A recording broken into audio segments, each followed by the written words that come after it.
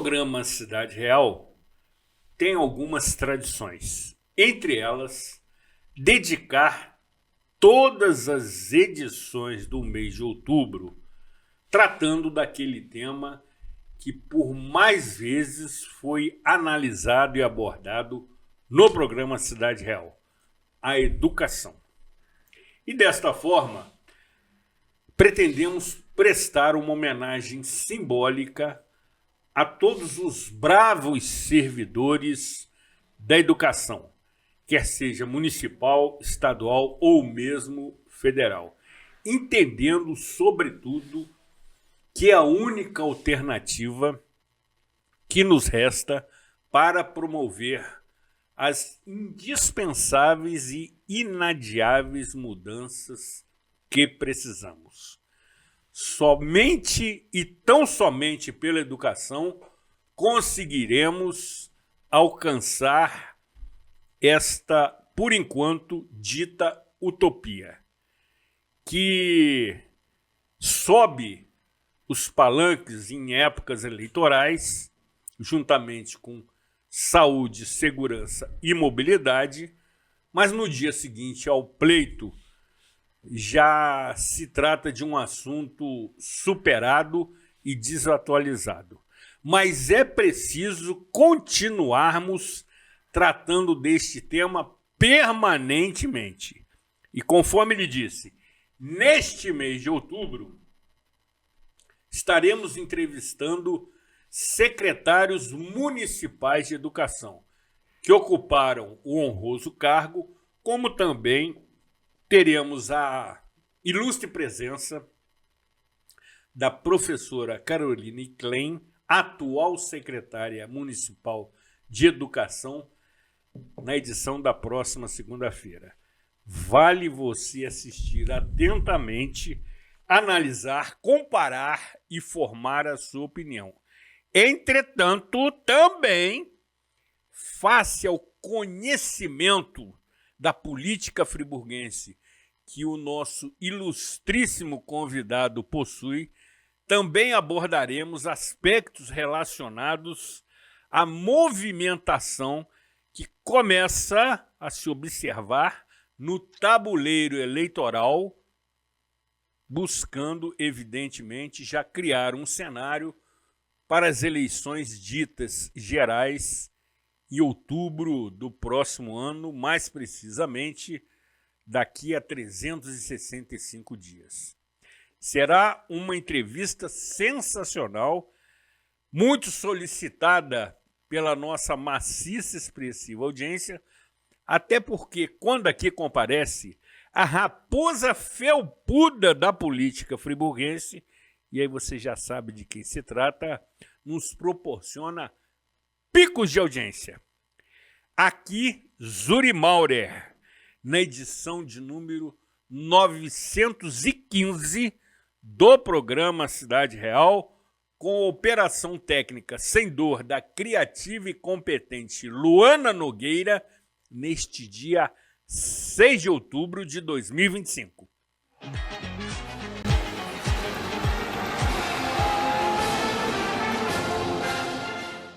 Somos mais do que uma empresa de transporte. Somos parte da história da cidade. Com um olhar para o passado, reinventamos o futuro, reforçando laços e gerando a sensação única de pertencimento à Nova Friburgo. Juntos, construímos o caminho de volta às raízes e resgatamos nossa identidade visual original. Somos FAOL, Nova Friburgo, desde 1950. Você que é MEI, microempreendedor individual, já deu o primeiro passo para a sua independência. Agora, a Cianf quer te ajudar a crescer. Aqui você tem o nosso apoio desde a abertura e em todas as etapas. São muitos serviços disponíveis para você. Emissão de boleto DAS, emissão de nota fiscal, desconto em plano de saúde, consultoria jurídica e contábil e muitos outros. Procure a Cianf e saiba mais. A Cianf, a casa do MEI.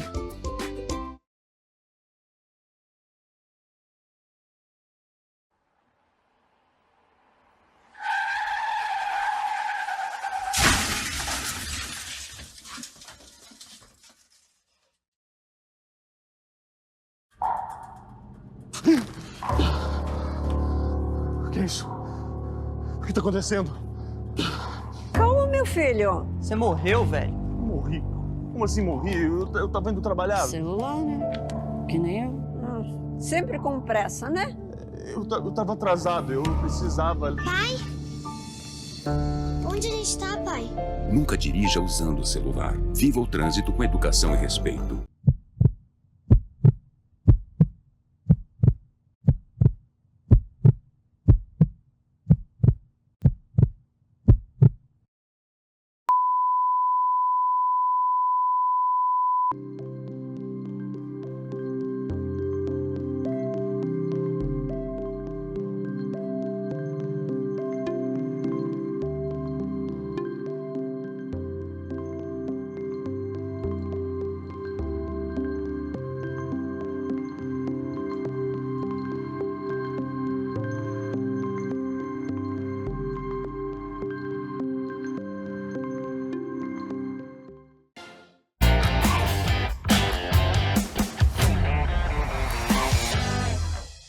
Senhoras telespectadoras, senhores telespectadores, hoje vamos falar da nossa terra, da nossa casa comum. Recentemente voltou ao planeta Terra um astronauta que ficou muito tempo em órbita. E no silêncio do espaço, ele pôde contemplar esta Terra. E ao contemplá-la, ele chegou à conclusão de que nós devemos mudar os paradigmas com os quais nós tratamos esta casa comum. Um deles é olhar em primeiro lugar o planeta, em segundo lugar a natureza e em terceiro lugar, e somente em terceiro lugar, a economia. Normalmente o nosso paradigma manda observar primeiro a economia, depois quem vai padecer, a natureza, e em função disso padece o planeta. O que lhe chama a atenção é o seguinte: não adianta você circunscrever o problema a uma área do planeta. Ele não fica circunscrito àquele setor. Ele terá influência por todo o conjunto da Terra. A mesma coisa ocorre com a natureza. Por exemplo, se você usar um defensivo agrícola que mate as abelhas, nós vamos ter problemas muito sérios, porque as abelhas são responsáveis, as principais responsáveis pela polinização. E, em último lugar, ele manda olhar a economia, porque a economia, ela só flui, ela só rende lucro se a natureza estiver em bom estado, se o planeta estiver preservado. Então, a viagem espacial desse astronauta nos dá uma grande lição, até parecida com a questão do nosso trânsito. Se eu fecho uma rua, eu não fecho apenas aquela rua. Esse trânsito se complica por todo o entorno. No entanto, se eu abro de maneira técnica e correta uma avenida ou mesmo uma rua, seja uma pequena passagem, ele pode desafogar todo o trânsito. Então, senhoras telespectadores e senhores telespectadores, o trânsito só fluirá como a economia flui se a natureza estiver preservada. E a nossa natureza, o nosso terreno, é um vale, e um vale muito apertado.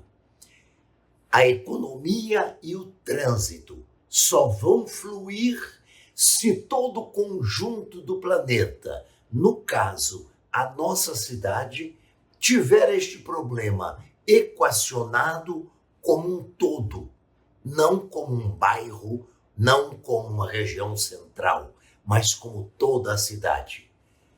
Um astronauta que teve tempo naquele silêncio para contemplar, nos deixa uma grande contribuição.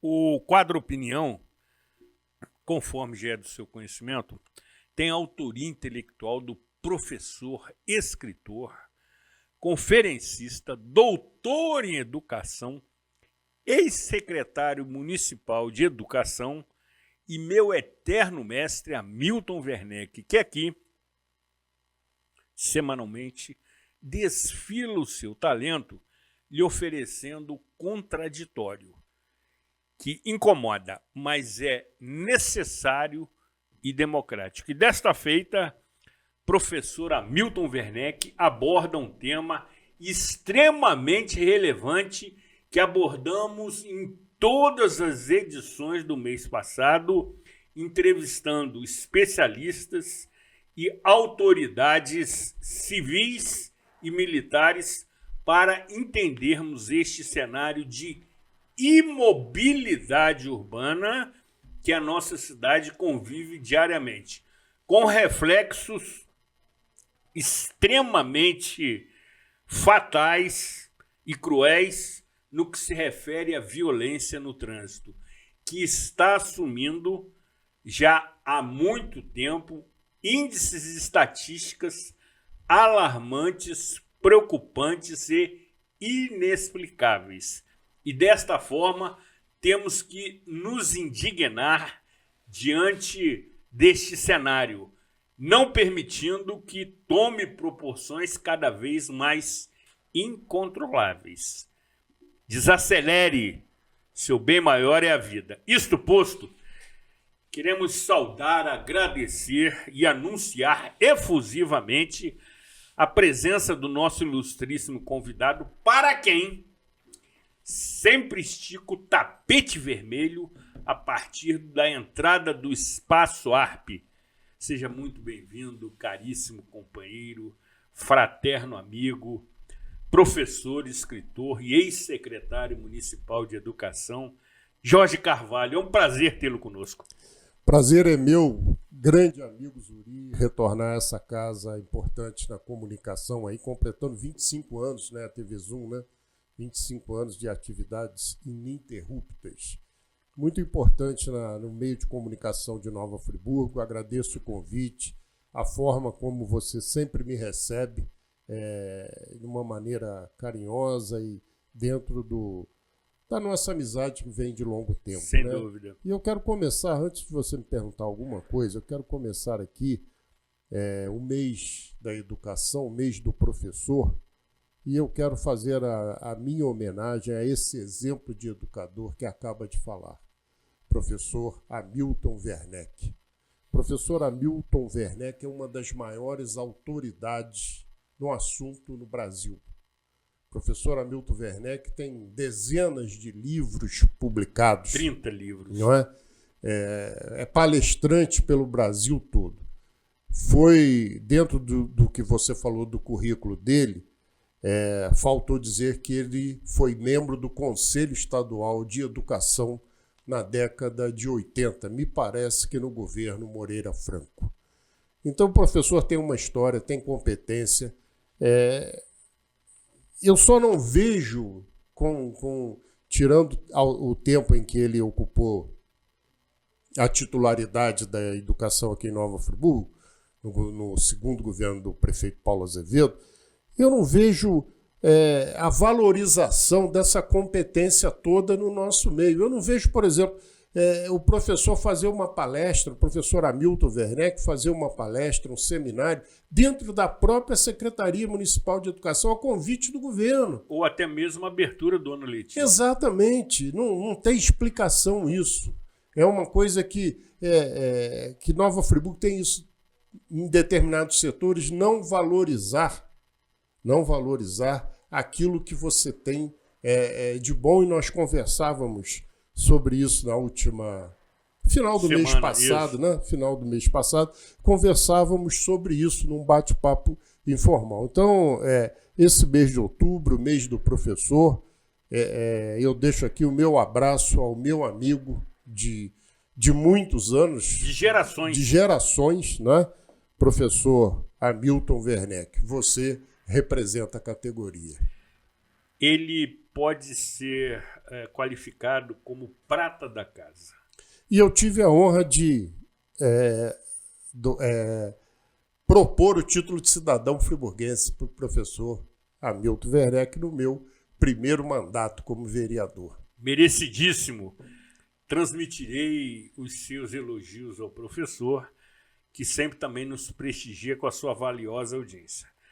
Mas, caríssimo professor Jorge Raposa Felpuda da política friburguense. Sei de onde você tirou isso. Dizia os antigos lá, antes do golpe militar de 64, que existiam os políticos habilidosos, né,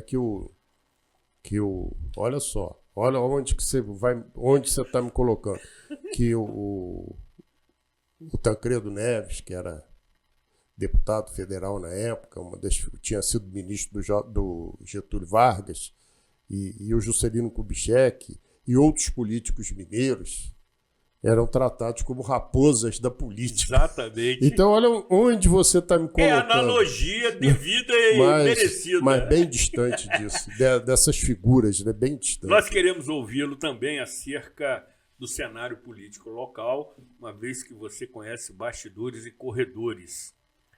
Também do Palácio. Mas nem tudo que sei devo contar. Pelo menos na segunda edição. A segunda edição, do jeito que ela está sendo preparada, só depois que eu falecer. Professor.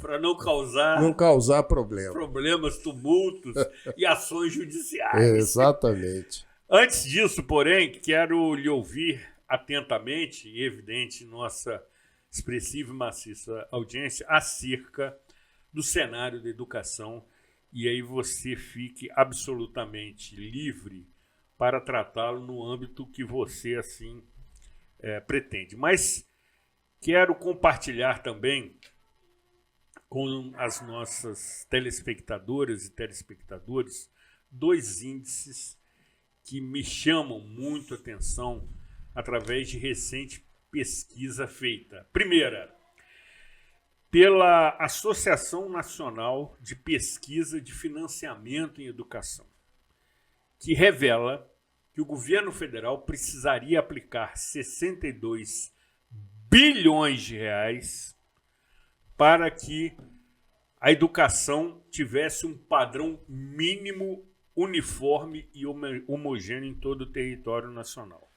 Além disso, um outro índice me chama também muita atenção, que foi revelado pelo Instituto Rodrigo Mendes, que é especializado nessas análises, quando comparou os índices apresentados no Censo da Educação promovido pelo INEP, que é o Instituto Nacional de Estudos e Pesquisas em Educação, mostrando que o nosso país precisaria, professor, pasme, de 468 anos para formar um corpo docente compatível com as necessidades dos portadores com deficiência. Além do que, podemos também agregar ainda o alto índice de analfabetismo, o que nos envergonha. Isto posto, queremos iniciar a sua aula. De todas as vezes que aqui estive, que tratamos desse tema, eu sempre comecei dizendo o que vou dizer aqui. Esse país só será uma grande nação o dia que a educação for prioridade zero. E não é. Não é há bastante tempo. Dentro da nossa história não é. Quando você cita aí toda esses índices pesquisados, tem mais. Recentemente, nós tivemos aí uma pesquisa feita pelo Ministério da Educação, pelo CONSED, que é o Conselho Nacional dos Secretários Estaduais de Educação, pela UNDIME, que é a União Nacional dos Dirigentes Municipais de Educação. Inclusive, eu sou um dos fundadores da UNDIME no estado do Rio de Janeiro, porque ela foi fundada ao tempo em que eu estava ocupando o cargo de secretário municipal de educação. Inclusive, eu fui, junto com a falecida secretária de Niterói, ilustre professora Satier Mizubuchi, nós fomos eleitos os delegados do estado do Rio de Janeiro para a primeira convenção nacional da Undime. E quem nos indicou foi a grande amiga professora Lia Faria. E nós estivemos lá por 4 anos representando o Estado do Rio de Janeiro como titulares das secretarias de Nova Friburgo e de Niterói. Voltando ao tema, essa pesquisa mostra que cerca de foi feita com 2.300.000 alunos do 6º ao 9º ano do ensino fundamental. Mostra que 37% desses alunos não têm o menor respeito e admiração pelos professores. Veja bem, são crianças aí de quê? 11 a 15 anos, em média. Não tem apreço pelo professor. Tem bom acolhimento da escola, eles dizem isso, que tem bom acolhimento da escola, respeitam alguns funcionários dentro dos estabelecimentos, mas o principal elo entre esse grupo pesquisado, né, dentro da unidade escolar é o professor. Certamente. E o professor não tem esse respeito. E você vê que isso já vem há muito tempo por parte dos governantes.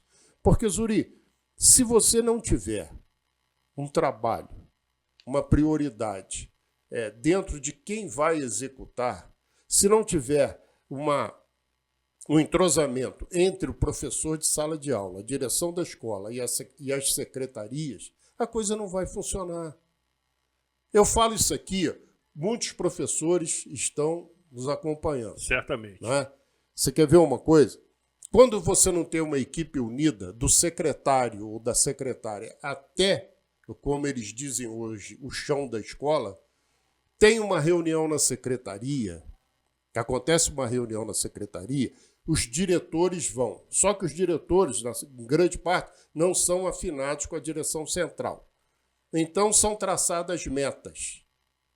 O diretor leva aquilo para a escola. Quando ele chega lá, aquele que não tem afinidade nenhuma com o programa de governo daquele momento, quando ele vai reunir o pessoal dele, ele fala assim, gente, olha só, olha que absurdo que a secretaria quer. Ele já matou. Exatamente. Ele já matou na origem. Matou na raiz. Porque ele já leva para a escola a opinião dele, que ele não falou naquele momento lá. No momento em que ele estava com a equipe pedagógica, com a direção da secretaria, que a coisa é colocada, ele silenciou. Na maioria das vezes. São poucos os que discordam. E quando ele chega na escola, ele já leva a opinião dele. Se eu tiver errado, as pessoas estão assistindo, estão vendo a realidade. A realidade é essa. Então tem que ter uma equipe afinada. E como é que você tem uma equipe afinada? A partir do momento que você valoriza a ponta, ou seja, quem executa o trabalho. O professor tem que ganhar bem, Zuri. Eu falo isso porque eu fui secretário, e você me falava outro dia em relação a isso. Eu fui secretário porque eu tive total apoio do prefeito Paulo Azevedo. E nós fizemos uma revolução com plano de cargos e salários, com melhoria salarial, e nós tínhamos uma equipe conosco. Mas não foi porque nós éramos feios, bonitos, que eu torcia para o Vasco, o Paulo também. Não é isso, não. É porque nós demos condições de trabalho. Nós valorizamos aquele que executa. Se você não tiver isso, você quer ver uma coisa? O professor no Brasil é tão desmoralizado, que quando tem um jogo de futebol, o que é o pior no jogo de futebol? É o árbitro. Todo mundo xinga, né? Exatamente. As duas torcidas xingam, a imprensa reclama. Os dois times. Os dois times reclamam. Então, o pior que tem é o soprador de apito, é o árbitro, que chamam de juiz, né? Exatamente. O juiz. Aí você não vê um jogador de futebol se dirigir ao juiz e falar assim, meritíssimo. Não, como é que ele fala? Professor. Então, o que há de pior no esporte brasileiro? O esporte mais... Sensacional. O esporte mais popular do Brasil, o que há de pior... é chamar de professor. Sensacional. Então é isso, esse é um retrato que a gente tem. Então não adianta aqui, olha, você é secretário, você é secretária, você está na gestão da secretaria. Se você não valorizar quem está lá na ponta, não acontece. Muitas das vezes, você vai para a reunião, isso eu morro de rir, né? Chega o pessoal da coordenação no salto, né? Roupa da última moda, no salto, perfume de primeira linha. Grife importada. Grife importada, né? Mas a realidade lá da sala de aula não é essa, Não é não. essa, não. É o chão da escola. É o chão da escola. Então, essa gente, esse tipo de gente, que fica nas salas, eu não tô generalizando, Sim. não tô falando coisas... Especificando. Fica na sala de aula com ar-condicionado, né? É uma mesa maravilhosa, todo conforto, cafezinho toda hora. Né? Nos grandes eventos o prefeito chama. Quer dizer, então, a pessoa, se não estiver frequentando o chão da escola, não conhece a realidade da educação. Não conhece. Aí vão falar assim, pô, o Jorge está enjoado. Não estou enjoado, não. Eu estou relatando aquilo que eu vejo no Brasil todo. Eu vejo isso no Brasil todo. Ninguém respeita o professor, é muito pouco respeito pelo professor. Né? Começa pelo campo de futebol. Essa analogia foi ótima. Então, Zuri, tem que mudar isso tudo. São quantos anos? 468 anos para que você tenha um corpo docente compatível com os portadores de necessidades especiais. Exatamente. E por falar nisso, até hoje eu não entendi, agora falando de Nova Friburgo, por que encerraram as atividades da escola Neuza Brizola. A escola Neuza Brizola ela foi criada na década de 90 com esse objetivo. Era até uma escola estadual. Fazer o atendimento específico a essas crianças. Tem uma lei que tem que acabar. Tudo bem. Tem a lei. Mas vamos lá. Quantos anos essa escola está fechada? 3 anos? Tem que ter uma análise do resultado pós-fechamento da unidade. A inclusão das crianças é importante? É importante. Extremamente importante. Mas você tem equipe, por exemplo, os mediadores são suficientes para atender essas crianças em todas as unidades escolares do município? Esses mediadores, eles foram capacitados para tal, porque você atendeu uma criança com necessidade especial, você tem que ter um treinamento para isso. Bem específico. Bem específico, não é? É uma coisa que não é assim, de qualquer maneira. Vou abrir um concurso público, basta ter o ensino médio. Não é assim, não. Você tem que ter um treinamento, você tem que comprovar que está capacitado para fazer esse atendimento. Então, fecharam a unidade. Decisão que não cabe a mim julgar. Nem estou aqui para fazer julgamento nenhum. Agora, eu gostaria de saber a avaliação disso, o resultado disso. Foi positivo, foi negativo? Como é que é? É a mesma coisa o fechamento de Santa Lúcia, na área da assistência social. Foi positivo, foi negativo? Então, essas coisas, essas medidas que são tomadas, muitas das vezes planejadas por pessoas em gabinetes com ar-condicionado, grife, como é que é? Grife internacional, perfume francês. Exatamente. Né? Essa realidade, esse planejamento é a realidade que nós estamos vivendo, é brincadeira. Então, esses números precisam vir à tona, precisam ser devidamente explicados, porque senão depois cai na conta daqui a 10 anos. Quem fechou a escola Neuza Brizola? O resultado foi positivo? Não, foi negativo. Vai ficar na conta de quem? De quem fechou. Certamente. Não é? Do atual mandatário. E quero ressaltar que na edição da próxima semana, a ilustre professora Caroline Klein, secretária municipal de Educação, estará nos concedendo uma honrosa entrevista, quando então também abordaremos este aspecto para que ela também ofereça as suas explicações e justificativas. E, evidentemente, será muito bem-vinda. Professor, e como reverter este cenário? Por quê? Eu já tive o privilégio de entrevistá-lo muitas vezes, aqui no programa Cidade Real, desde o seu início, há cerca de 17 anos passados. E a narrativa é a mesma. Não muda, porque as coisas não mudam. Eu lhe apresento a pauta e a sua análise é exatamente a mesma, salvo uma outra observação diferente. Mas, na essência, a sua análise é a mesma. Ou seja, as perspectivas de melhoras não existem? Zuri, vou dizer uma coisa para você aqui. Eu fui secretário, estive secretário de Educação um período, 4 anos, em que nós trabalhávamos com recursos próprios. Nós não tínhamos o repasse de recursos federais e estaduais que as municipalidades têm hoje. Isso começou a ser descentralizado, se não me engano, com o ministro Paulo Renato, no final do primeiro governo do Fernando Henrique Cardoso, Excelente início do segundo. E avançou muito essa descentralização. Os governos que sucederam dão as maiores condições para os municípios, desde de uniformes, passando por livros, passando por treinamento, verba de treinamento, uma série de coisas que eu não tive. Mas não tive porque eu não procurei, não.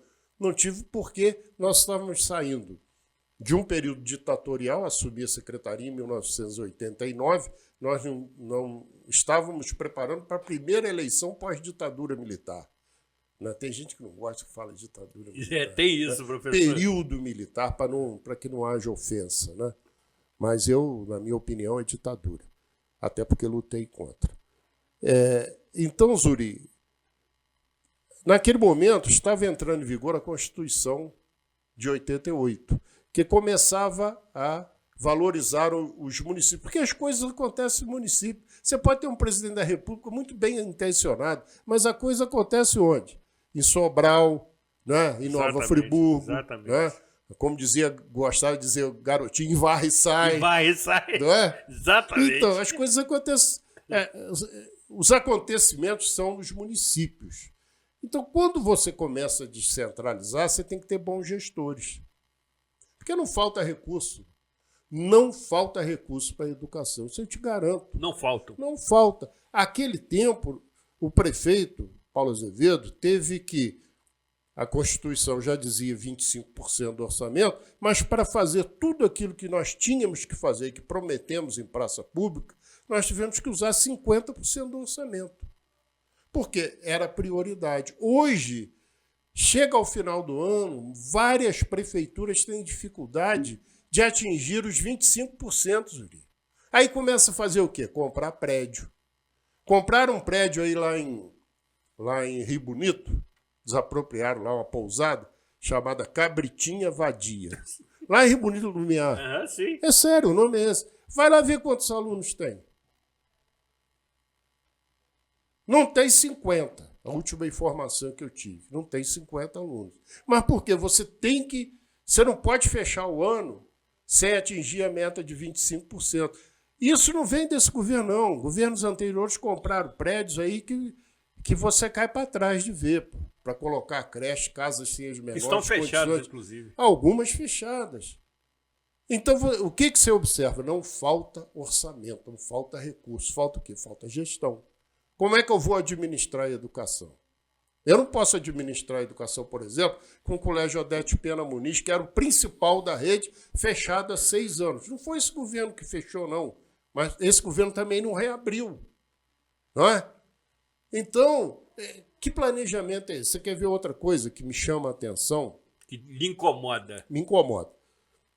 Eu, enquanto sindicalista, membro do CEP, também fui um dos fundadores aqui do núcleo municipal do CEP, nós sempre brigamos pela eleição dos diretores.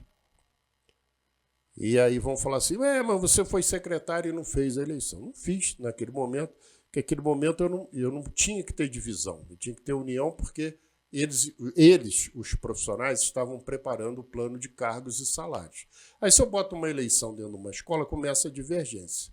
Então, primeiro vamos fazer o plano de cargos e salários, depois vamos pensar no resto, nas segundas propostas. Aí você pega o seguinte, hoje o diretor é eleito, o adjunto também, acho que no meu tempo era dirigente, o adjunto também acho que é eleito. Mas não pode ser assim, Zuri. Ah, a escola, lá na escola é fulano, fulano, fulano. Peraí. Apresenta a chapa aqui. Apresentou? Tá.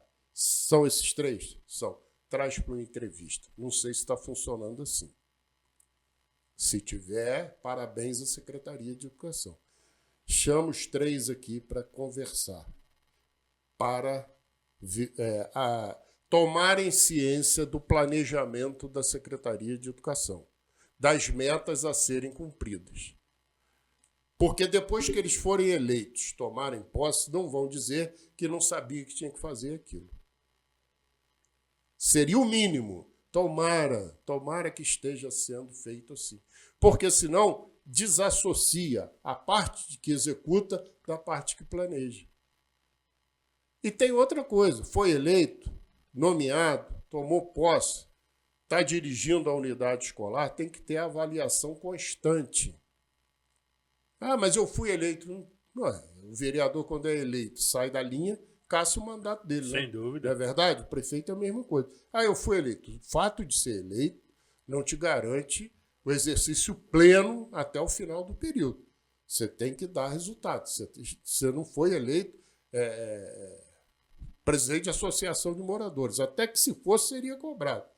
Mas dentro da Secretaria de Educação tem que ter um acompanhamento. Espero que esteja acontecendo isso aqui em Nova Friburgo, para que a coisa não fique à vontade de cada gestor. Tem que ter esse comando, minha opinião. E aí, professor? E a pública. Que é pública, exatamente, amigo. Exatamente. Encerrando esse bloco, você que é profissional da área, uma vez professor, sempre professor, eu entendo dessa forma, porque tenho grande admiração a todos eles que estiveram na minha formação acadêmica, como também aqueles que não estiveram, e aí exemplifico a minha admiração pela sua pessoa, por ser Muito professor. Muito obrigado. Não tive a honra de ser seu aluno, mas confirmo a regra de que toda regra tem sua exceção, evidentemente, né? Mas, Uri, dentro disso aí, rapidamente, eu tenho... O professor não fica rico, nunca ficou, nunca vai ficar, não tem jeito.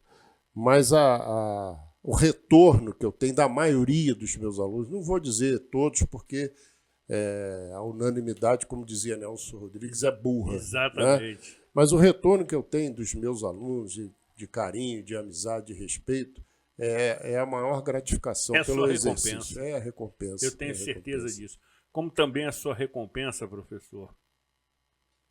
E eu já tive a oportunidade de testemunhar a gratidão daquelas professoras que lhe encontram e agradecem, sobretudo, a sua dedicação e reconhecimento do exercício da missão. Porque considero que professor não tem profissão, professor tem missão. Como sendo aquele secretário municipal que mais valorizou a categoria. Tive a oportunidade de testemunhar isso em diversas ocasiões, inclusive recentemente, quando uma senhora professora, já aposentada da rede, me abordou pelas ruas da cidade e fez essa confissão de honra ao mérito. Muito obrigado. Isso me deixa muito feliz e até me dá um espírito de tranquilidade, porque eu cobrava muito quando eu estava em sala de aula, eu cobrava muito, eu defendia a categoria, eu comandei algumas greves, situações complicadas, então eu, como secretário, eu tinha que fazer aquilo que eu cobrava, senão seria um Zé Ninguém, não é verdade? E eu fui o 5º secretário da prefeitura. Primeiro foi a que criou a secretaria, foi a professora Dilva Maria de Moraes, a quem Friburgo deveria prestar mais homenagens a ela, desse reconhecimento, já falecida, né? A professora depois Regina Lehrer, depois professora Alesiene Barroso, que foi substituída pelo professor Jorge Abib, que ficou os 6 anos do governo do Heródoto, depois fui eu, no primeiro governo Paulo Azevedo. Então, a gente pode dizer aí, nós 5, que implantamos todo esse... porque antigamente era Fundação Educacional e Cultural. E a professora Dilva separou no governo do Dr. Amâncio, criou a Secretaria de Educação, e aos poucos, com o trabalho de cada um, nós fomos aí criando essa estrutura que hoje tem aí mais de 100 unidades escolares, mais de 120 unidades escolares. Além do que possui o maior contingente de servidores municipais, como também representa o maior orçamento do município, entre todas as pastas. Sem dúvida. Então, no que pese o número de alunos matriculados não está crescendo conforme o crescimento da população.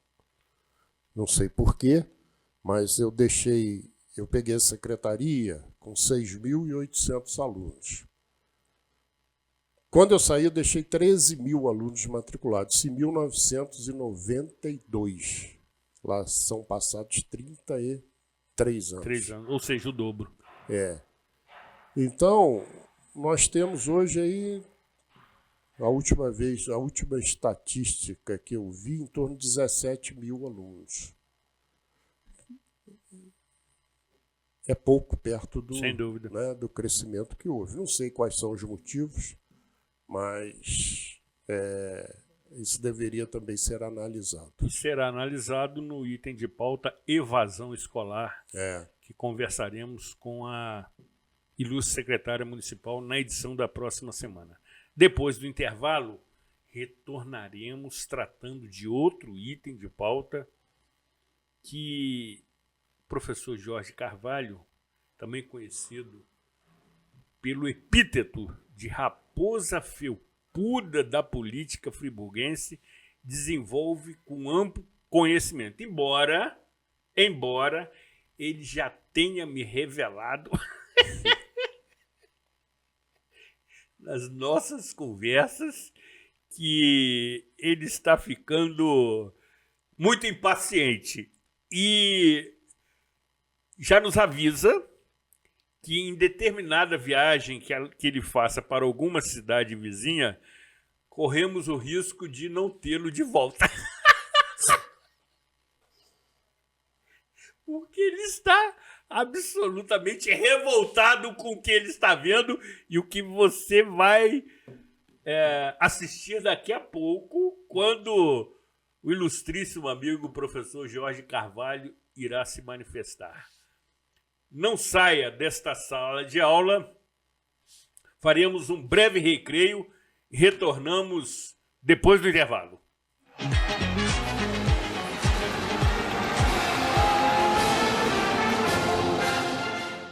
Somos mais do que uma empresa de transporte. Somos parte da história da cidade. Com um olhar para o passado, reinventamos o futuro, reforçando laços e gerando a sensação única de pertencimento à Nova Friburgo. Juntos, construímos o caminho de volta às raízes e resgatamos nossa identidade visual original. Somos FAON, Nova Friburgo, desde 1950. Você que é MEI, microempreendedor individual, já deu o primeiro passo para a sua independência. Agora, a Cianf quer te ajudar a crescer. Aqui você tem o nosso apoio desde a abertura e em todas as etapas. São muitos serviços disponíveis para você. Emissão de boleto DAS, emissão de nota fiscal, desconto em plano de saúde, consultoria jurídica e contábil e muitos outros. Procure a Cianf e saiba mais. A Cianf, a casa do MEI.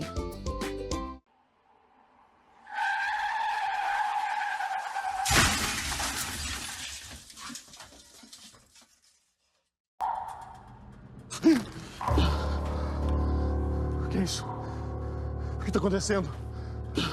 Calma, meu filho. Você morreu, velho? Morri. Como assim morri? Eu tava indo trabalhar. Celular, né? Que nem eu. Sempre com pressa, né? Eu tava atrasado, eu precisava... Pai? Onde a gente tá, pai? Nunca dirija usando o celular. Viva o trânsito com educação e respeito.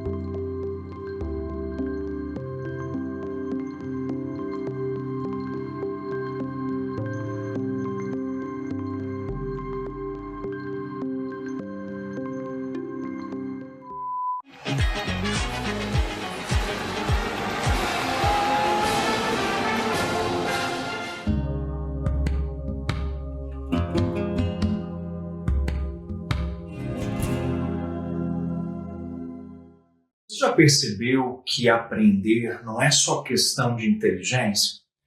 Às vezes a gente trava em uma matéria, mesmo se esforçando, e não entende o porquê. A psicanálise ajuda a explicar isso.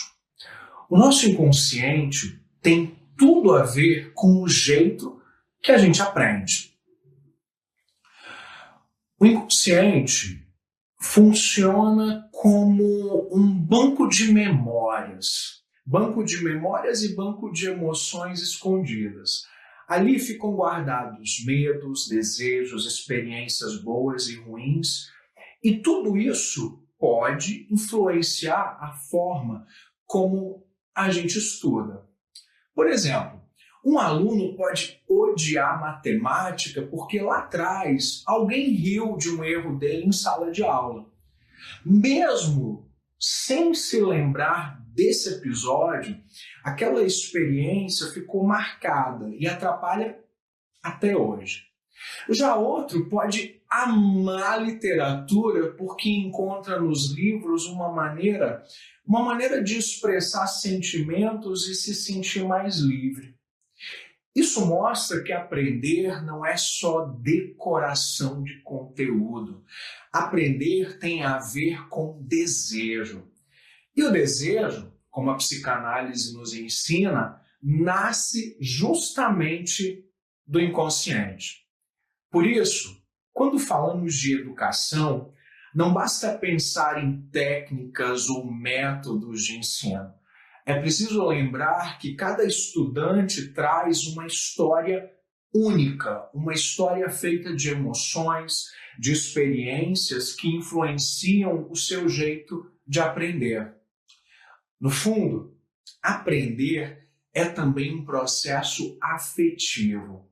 O inconsciente sempre aparece, seja travando, seja impulsionando o nosso desejo de saber.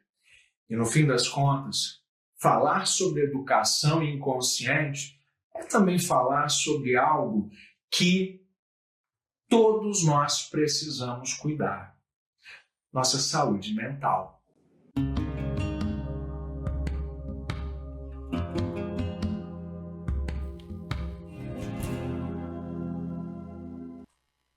O quadro Saúde Mental, como também já é do seu conhecimento, tem a autoria intelectual do psicanalista, teólogo e balsâmico pastor luterano Gerson Acker, amigo e companheiro fraterno, que também aqui semanalmente desfila o seu talento, lhe oferecendo breves reflexões acerca da sua saúde mental. Até porque aquilo que a mente não trata, o corpo transforma em doença. Gratidão, caríssimo e queridíssimo pastor Gerson.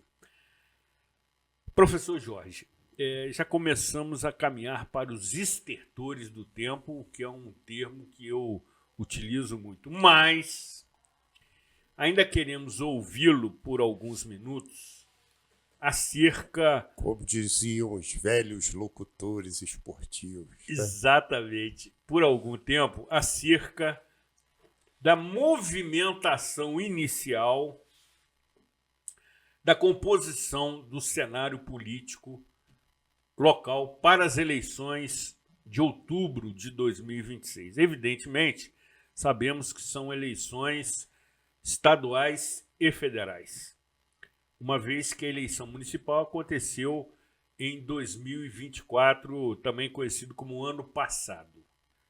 Mas observa-se que importantes figuras do cenário político friburguense poderão estar com seus nomes à disposição do eleitorado, que é uma definição bastante polida. Inclusive, Sua Excelência, o prefeito municipal Johnny Maicon, que me parece tem como alternativa para continuar no meio político partidário concorrer a alguma cadeira, quer seja na Assembleia Legislativo Estadual ou até mesmo na Câmara dos Deputados em Brasília.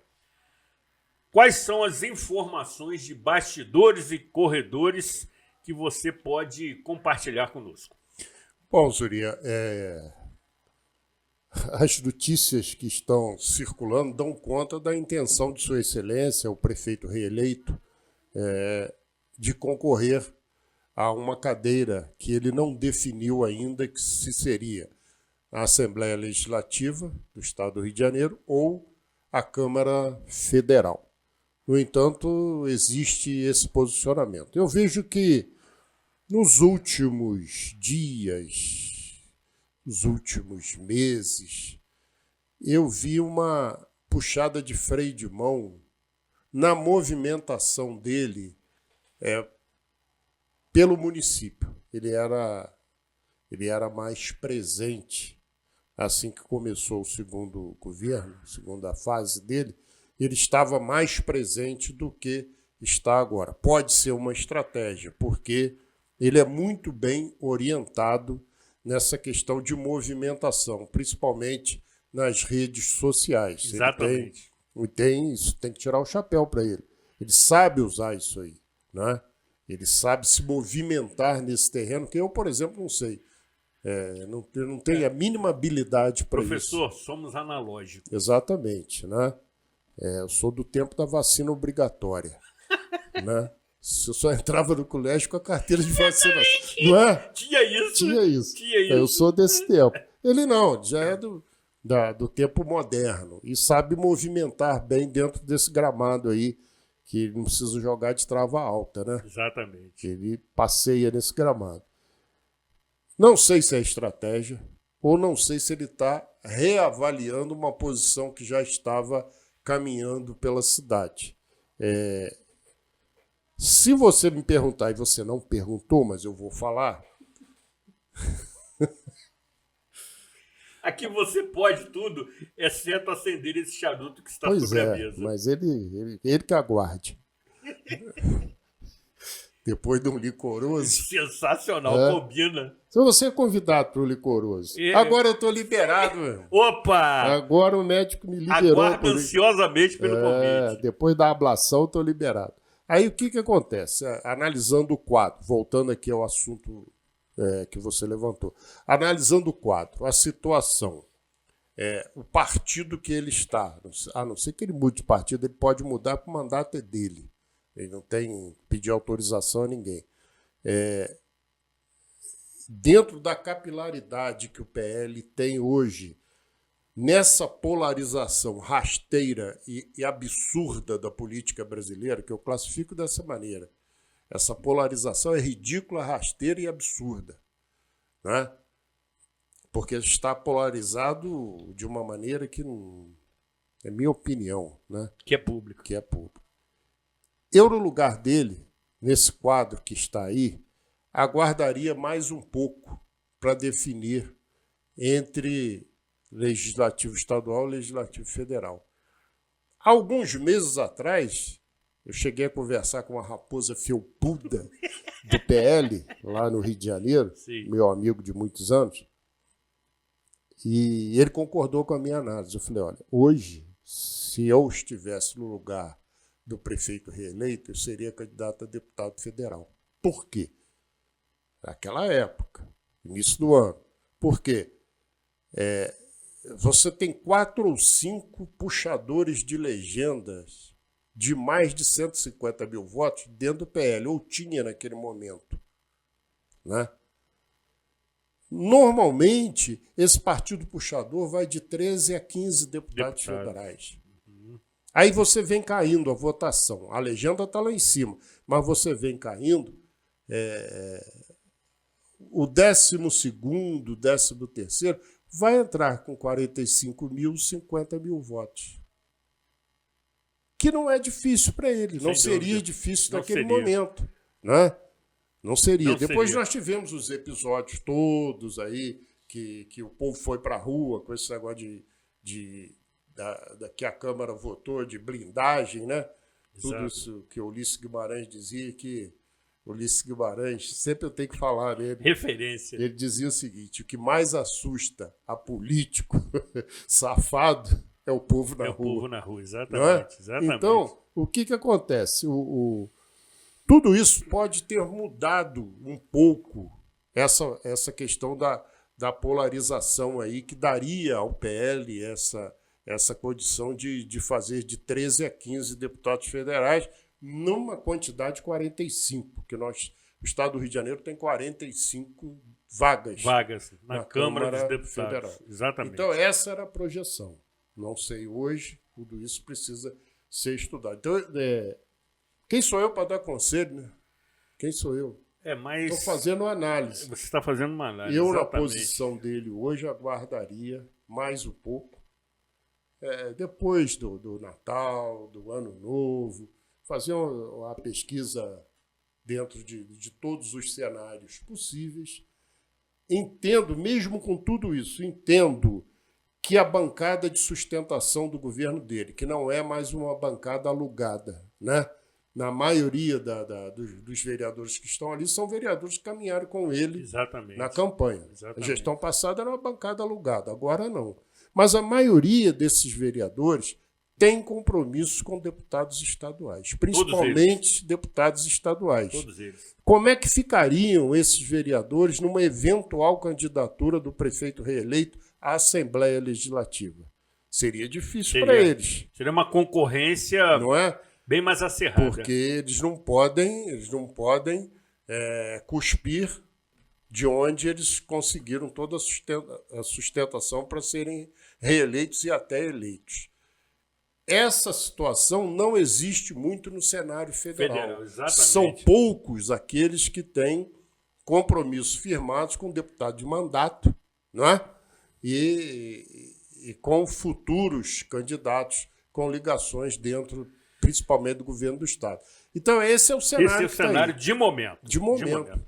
É como nos ensinava o inesquecível jornalista Ibrahim Suede a conferir. Conferir. E preciso encerrar, professor, este programa, mesmo com a sua brevíssima análise desse cenário, mas no começo do ano, me parece que teremos, conforme você já me ensinou, as peças melhores colocadas sobre o tabuleiro político eleitoral. E aí certamente você será convidado para retornar e analisar exclusivamente essa pauta, porque aí o desenho vai estar melhor definido. Mas a sua palhinha foi bastante importante, tenho certeza que a sua recomendação chegará ao Palácio Barão de Nova Friburgo.